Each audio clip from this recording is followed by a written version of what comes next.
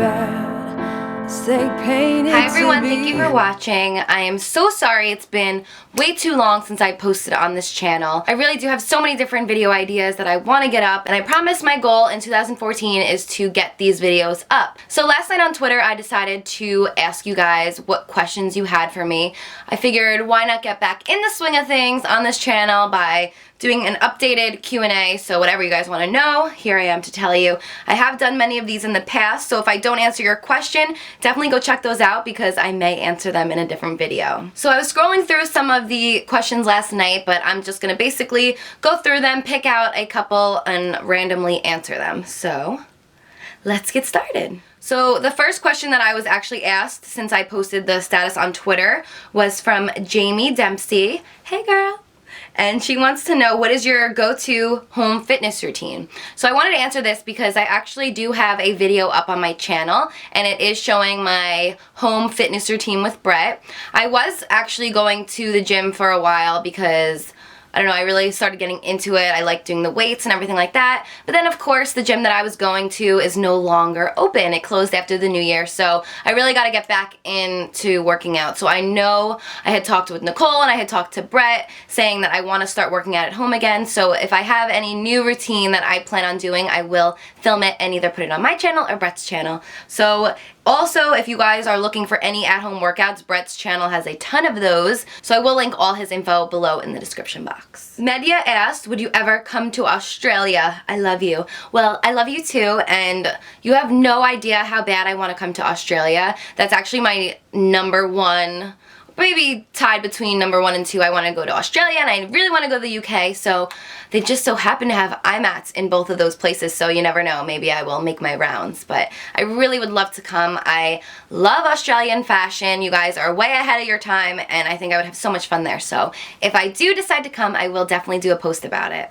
Allison wants to know if I will be at New York IMATs, and I 100% will be at New York IMATs. I was so upset that I didn't get to make LA this year. I had booked a wedding in Texas back in August. My best friend Nicole's cousin was getting married, so she wanted me to go as her date, so I figured why not, so I had booked it back then. And then when I was getting ready to book IMATs, of course, it happened to be the exact same weekend, so I didn't get to make it out to LA, but I'm very upset about it, and I promise New York I will be there both days. I also really quickly wanted to point out, if this whole side of my face looks lighter, as in my eyeshadow, I have my window pane gone, and there's like this huge window right here, and it was snowing like crazy, so it's so bright, so I kind of noticed that this side's a little flushed out, so I do apologize. Alicia asked, what dream can you remember the most? And that's a good question. There are probably a handful of dreams that I actually do remember, but there's one that I had when I was so little that I actually vividly remember, and it's funny because I don't know if I had told the dream to my sister or something like that, because she apparently had the exact same dream, which I think I had just told her about it and then she thought that it was her dream. But I was actually in the Poconos? Or Wildwood, maybe Wildwood. This is, of course, my dream. And someone came and broke in, and there was this man with like a hat and like a straw coming out of his mouth, and he was really scary, and we were hiding in the closet, and he had stolen my sister and like smushed her up into like a little basketball and then started playing basketball with her. And it was like, I remember just being so devastated and crying, and then waking up and then realizing obviously it was a dream. But I don't know, it's super weird, but I was young and I vividly remember it, and it really scarred me for life. So weird, but yeah, that's a dream I definitely remember. I actually had bought a dream catcher in my old house, and I swore ever since I got it I had no bad dreams. So I don't know if that's all mental, where you just buy the dream catcher and you're like, oh, well, no more bad dreams, and then you just tell yourself you won't have more bad dreams, so you don't have more bad dreams. So I'm not sure if it actually works or if it's just your mental self making it think that it works, if that makes any sense. Amy wants to know, how old were you when you had your first job and where? I think I talked about this in another video, and I may have mentioned it in more than one video, but I was 16 years old and I got a job at Starbucks. My voice just cracked. Starbucks. My sister had worked there previously, so she was actually working there and helped me get the job. And I actually love Starbucks. I really don't have any complaints. I loved who I worked with. It was a great business, and that's why I still continue to give them business. I know it is very overpriced, but I think you go for the whole experience. You go because they treat you nice. You know your coffee is going to taste good every single time. If you don't like the drink, they remake it for you. So I just think the whole experience of Starbucks is just a great overall environment. So I mean, I'm sure there's not all that are the greatest. I did have a good manager who made sure everything was tidy and everything was done properly. So yeah, that was my first job. I'll try to avoid rambling too much because I want to get as many questions as I can. Oh, this one obviously I have to answer. Rachie wants to know, hey girl, if you had a pet penguin, what would its name be? Wow, that's a hard one actually. I think I would actually have to meet him first, because if he's really fat and fluffy, then maybe his name would be Harold. If he was taller and skinnier, maybe his name would be Fred. I don't know. Actually, I had a bird named Fred, so maybe his name wouldn't be Fred. That's a good question. I have a little tiny baby fat fluffy penguin, and his name is Petey.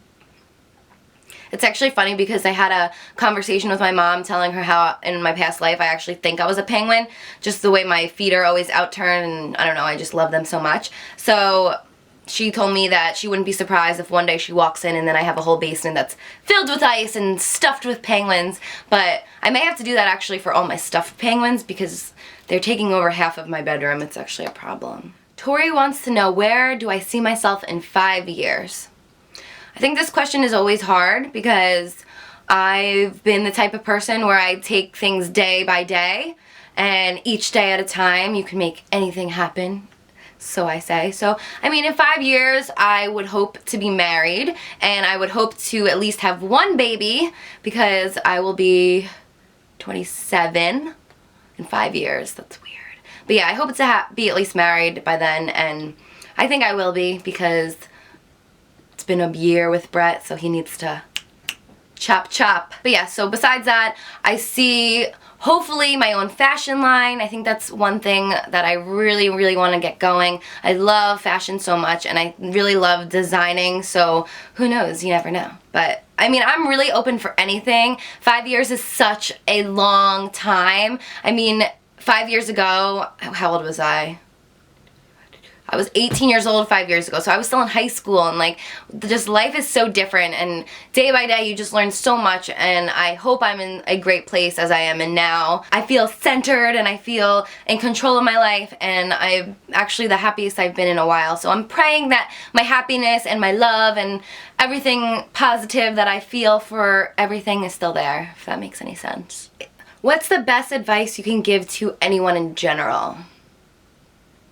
If I can give one thing of advice, I would say maybe not to take life so seriously, not to let little things affect your mood. I'm actually reading this book right now called Untethered Soul, and it's actually really life-changing. It teaches you all about how you are in control of your own life, that it's basically you have to identify who you are inside. So like, there's all these objects and things and energy occurring around us, and little do we know is that we have control over all of it. So whatever we want to flow through us and whatever we want to block out, and I don't know, it's really hard to actually explain. So how am I going to word this? It's kind of really hard to explain on the spot like this. You do have to read the book. Honestly, I highly recommend it. At XOXO wanted to know, how do you maintain a positive vibe regardless of what's happened or what is happening? The one main thing I can say on how to keep a positive mind and a positive feeling within is to let things go. You have to realize that what has happened to you as a person does not define who you are. You have to own your stuff, and what that means is you have to accept what is and let it go. You can't hold on to it. You can't hold on to anger. You can't hold on to something that has happened to you years ago, because holding on to that anger, holding on to that hurt will do nothing for you. All it's doing is bringing you down. So of course it's a lot easier said than done. This is again tying back to the book Untethered Soul that I'm reading. One thing so many people don't realize is how much power they have over themselves. Let me give you a quick example. So for instance, you and your boyfriend break up after 1 year of dating. You become so depressed, you don't want to leave your bed, you're exhausted, you're tired, you just feel like everything positive just seems negative, and you just feel so lost and confused and yada yada yada. So the reason for all of this is because you're actually blocking positive energy from flowing through you, if that makes sense. Read the book and you'll understand it more, but then take this for instance. 2 weeks pass, you're in this slump, nothing seems to be bright to you, everything seems to be dark. Your ex-boyfriend calls you and says, I made the biggest mistake of my life. I spent these 2 weeks just thinking about everything, and I realized that me and you are meant to be. I love you, I miss you, can I please come see you? Will you give me another chance? Instantly, you have a rush of energy, you just get out of bed, you clean everything up, you clean yourself up, you make sure you look good, and you see that person. So tell me, how is it physically possible for you to go from a dark place, a miserable place, to getting that one phone call and to realizing that it's all gonna be okay, and then you just, it's like a switch. Because what you're doing is you're allowing love back into your heart. You're opening up all those closed valves that you had closed off because of your own thoughts and your own negative energy. So this little example hopefully can make you realize that no matter what is going on in your life, no matter how depressed, how sad you are, you have to realize that you are allowing yourself to feel these things. You need to own it, accept it, and then let it go. Because you holding on to this anger and this negativity is just not going to do anything good for you. They even say stress can cause diseases, and it can cause you just to be physically sick. So I think that's my one thing of advice, is just to try, really try to understand that in this crazy mixed up world, everything happens for a reason. Things are going to be good, things are going to be bad. You have to just take it all in, let it flow through you, accept what it is, and then just let it go. And this is something I've actually learned more recent from reading the book, and it really works. Next time you feel this negative feeling overwhelm you, say to yourself, I let it go. I'm just going to be letting it go, because me worrying, me thinking about it will not change the outcome. Easier said than done, of course, but it's a stepping stone in the right direction. Try and realize that you have power over yourself. You have the power to make yourself happy. You have the power to make yourself upset. Gabrielle wants to know what would be my perfect date. To be honest, my perfect date, like if I can envision a great night with Brett, I would probably have to say sweatpants on my couch with Brett, with some takeout food and a nice movie. I'm such like an old lady. I had my times where I went out, I partied, I had fun. I love going out to dinner, don't get me wrong. It's fun to dress up and to wear some cute outfits to go out to dinner, but to be honest, I just love relaxing, staying in, and just living in my little cave. I'm such a homebody, and I don't know, I just love just being able to curl up on the couch and snuggle and just be my goofy, weird self with Brett. So I think that would probably be my one best date. But I think once you find that special someone, the little things are really what's important. So Dee wants to know, if you had to choose a different career that was not beauty related, what would it be? That's a really good question. I think I'm gonna say since freshman year of high school, maybe even 8th grade, I was always set on doing something with makeup. While everyone was planning on what college they were going to, I kind of was content with just getting my business degree at a community college, because I really felt that I would be doing something in the beauty field. But I think if I can have another job, I would maybe want to go into psychology, maybe be a psychiatrist. Really anything that would involve helping people. I have been through a lot. I've been through a lot of therapy sessions and family sessions and stuff like that. And I think it's a really beautiful thing when you can help somebody. You can be that person to be the ear to listen to, so to say, and to give advice and to guide someone in the right direction. So I think with my family alone, if I decided to be a psychiatrist, I would have enough clients. But I think that would probably be the career path for me.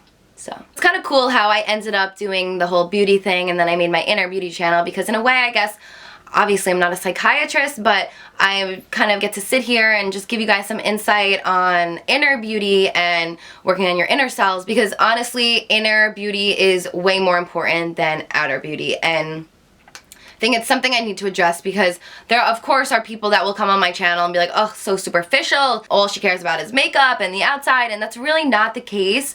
I was so self-conscious, and no matter how much makeup I would put on, I was still not happy. So I think the biggest thing that people need to realize is that you need to work on your inner self first. You need to find yourself, you need to be happy with yourself, you need to love yourself, accept yourself before you can be a happy, positive person, because no matter how much makeup you put on, that won't make you feel that way. This day and age, so many people are worried about how many followers they have or how many likes they get or how their life looks like on the outside, but what they don't realize is that it doesn't matter. None of that matters. Yeah, of course, business-wise, it could benefit you, but if you are not happy and you are not fulfilling your inner needs, you will not be a happy person. You will not live a happy life. People need to stop portraying their outside life as a complete different world as what they actually live in or how they actually feel. And I think that's, I don't even remember what the question was or what I'm rambling about now, but, oh, okay, my different career. So yeah,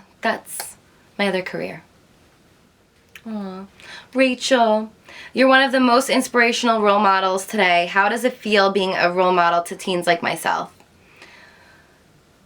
I think it's a beautiful thing that people consider me a role model. When I had first started out this whole journey, I myself was a young girl who was insecure and who was not really sure of herself, didn't have much confidence.